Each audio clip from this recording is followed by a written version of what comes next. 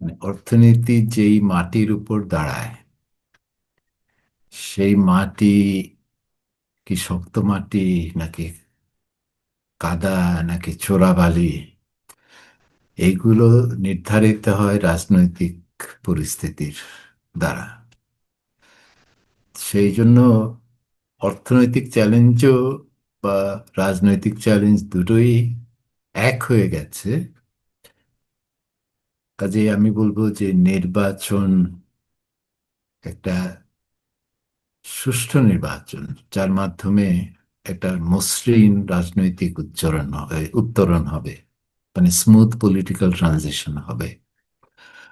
সেইটা যদি আমরা ধরে নেই যে এটা ঘটতে যাচ্ছে, তাহলে পরবর্তী পর্যায়ে অর্থনীতির চ্যালেঞ্জগুলো কি হতে পারে সে আলোচনাটা প্রাসঙ্গিক হয়। কারণ আপনার যদি রাজনৈতিক উত্তরণটা মসৃণ না হয়, এখানে যদি গন্ডগোল হয়, এবার ভায়োলেন্স এবং এই জাতীয় অস্থিরতা ফিরে আসে, তাহলে তার অর্থনৈতিক চ্যালেঞ্জগুলো তখন ব্যাকসিটে চলে যায়।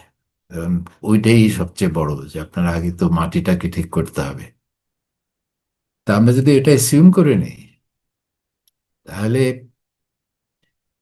বড় চ্যালেঞ্জ হিসাবে ধরেন এই বছর যেই অর্থনীতির ক্ষেত্রে যেই প্রগ্রেসটা হয়েছে, বিশেষ করে স্টেবিলাইজেশনের ক্ষেত্রে, সেটাকে ধরে রাখা, এবং যেই চ্যালেঞ্জগুলো মোকাবেলার চেষ্টা হয়েছে কিন্তু তেমন কোনো দৃশ্যমান ফলাফল এখন পর্যন্ত আসেনি, সেখানে দুটো জায়গা স্টেবিলাইজেশনের ক্ষেত্রে। একটা হচ্ছে মূল্যস্ফীতি, এটা কিছুটা কমেছে কিন্তু এখনো উচ্চ পর্যায়ে, সিঙ্গেল ডিজিটে হলেও হাই সিঙ্গেল ডিজিটে 8-এর উপরে আছে। কাজে এটাকে কমানো, এটা সবাই আশা করবে যে এটাকে অনেক গুরুত্ব দেওয়া হবে, কারণ এটা সাধারণ মানুষকে দৈনন্দিন আঘাত করে। আর দ্বিতীয় হলো, আমি শুধু স্টেবিলাইজেশনের ক্ষেত্রে বলছি, আর্থিক খাতের যে দুর্দশা উত্তরাধিকার সূত্রে আমরা পেয়েছি, সেইটাকে, আতঙ্কটা এখন আর নাই, কিন্তু দুর্দশাও কাটেনি। দুর্দশার থেকে বেরিয়ে আসার জন্য কিছু কাজ করা হয়েছে 2025-এ। কিছু, তার কিছু অংশ, যেমন ধরেন ব্যাংক রেজলিউশন আইন যেটা করা হয়েছে, সেটার বাস্তবায়নও শুরু হয়েছে এই 5টা ব্যাংকের মার্জারের মাধ্যমে। তো এইগুলো যেগুলো কাজ শুরু হয়েছে সেগুলোকে শেষের দিকে নিয়ে যাওয়া, যাতে ফলাফলটা আসে এবং আর্থিক খাতে যে দুর্বল প্রতিষ্ঠানগুলো আছে সেগুলোর একটা নিষ্পত্তি ঘটে। তারপরে তো অন্যান্য চ্যালেঞ্জ, যেগুলো এই বছর তেমন কোনো পরিবর্তন ঘটেনি, যেমন প্রবৃদ্ধি মন্থর, বিনিয়োগে খরা, দরিদ্র মানুষের সংখ্যা 2022-এর তুলনায় এখন অনেক বেড়ে গেছে, ঝুঁকিতে আছে, দরিদ্র সীমার নিচে, এখন উপরে আছে কিন্তু ঝুঁকিতে আছে, সেরকম 6,40,00,000 উপরে মানুষ, এই বিশ্ব ব্যাংকের ইদানিংকালে যে রিপোর্ট আমরা দেখেছি।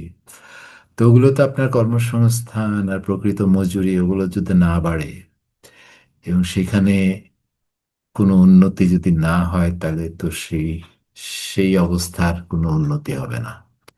কাজে ওগুলোকে কিভাবে ট্যাকেল করবে নতুন সরকার, তার তো একটা কর্মসূচি দিতে হবে। এবং সেই কর্মসূচির বাস্তবায়ন, এখন ধরেন রাজনৈতিক স্থিতিশীলতা ফিরে আসলে, একটা স্মুথ পলিটিক্যাল ট্রানজিশন হলে বিনিয়োগ ঘুরে দাঁড়াবে। কতটা ঘুরে দাঁড়াবে সেটা দেখার বিষয়, কিন্তু ঘুরে দাঁড়াবে। কিন্তু সেইটা যাতে কর্মসংস্থান বান্ধব হয় এবং এই দরিদ্র মানুষের এই জীবিকার যে টানাপোড়েন এখন চলছে সেটাকে আরো সহজতর করে, এইগুলি হবে বড় চ্যালেঞ্জগুলো।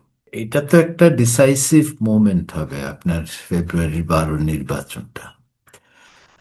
কিন্তু আমার যেটা অ্যাসেসমেন্ট সেটা হলো যে এই ধরনের কম্পন, মানে এই অস্থিরতার কথা আপনি বললেন, যে দুর্ঘটনার কথা বললেন, এগুলো আগামীতে হয়তো আরো ঘটবে। কারণ এখানে নির্বাচনকে বানচাল করার জন্য তো একটা গোষ্ঠী খুব সচল আছে এবং অ্যাক্টিভলি সেটাকে প্রমোট করছে তারা, যেটা নির্বাচন যাতে না হয় বা অ্যাটলিস্ট ডিরেইলড হয় প্রসেসটা। কিন্তু আমার ধারণা যে একটা বড় ধরনের রাজনৈতিক ভূমিকম্প, যেটা ধরেন রিক্টার স্কেলের 7-এর উপরে হইতে হবে, এই 5.7 বা 4, এই ধরনের ভূমিকম্প না।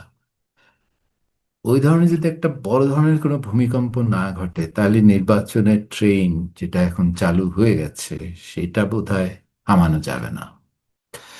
এবং যেহেতু একটা সুষ্ঠু নির্বাচন হওয়া, যারা নির্বাচনে অংশগ্রহণ করছেন এবং অন্তর্বর্তী সরকার, ইলেকশন কমিশন এবং আইন আইন শৃঙ্খলা রক্ষার জন্য যে প্রতিষ্ঠানগুলো আছে, এগুলো সবার নিজের স্বার্থেই একটা সুষ্ঠু নির্বাচন করে পলিটিক্যাল ট্রানজিশনটা হওয়া দরকার। সেই জন্য ওই ভূমিকম্পের কথা যেটা আমি বললাম, সেইটা যদি না ঘটে, তাহলে আমার মনে হয় ওই ইলেকশনটা যথাসময়ে হবে। এবং মোটামুটি আশা করতে পারি আমরা যে যদি ভোটাররা নিরাপদে ভোট দিতে পারেন এবং যাকে খুশি তাকে ভোট দিতে পারেন, সেখানে কোনো রকম ঝামেলা না হয়, তাহলে তার ফলাফলও গ্রহণযোগ্যতা পাবে এবং তখন একটা পিসফুল ট্রান্সফার অফ পাওয়ার ঘটবে। আর ওইটা যদি না ঘটে, তাহলে তো অর্থনীতির বর্তমানে যে অনিশ্চয়তা আসছে সেটা তো আরো বেড়ে যাবে। এবং সেই ক্ষেত্রে মানে ইকোনমিক ইস্যুসগুলো প্রাধান্য পাবে না, প্রাধান্য তখন পাবে যে রাজনৈতিক পরিস্থিতি, সেটা কি হবে সেটা তো আমরা জানি না। যদি সেরকম কোনো নেতিবাচক পরিস্থিতির ঘটে, তাহলে সেটাকে মোকাবেলাই করা হবে সবচেয়ে বড় চ্যালেঞ্জ।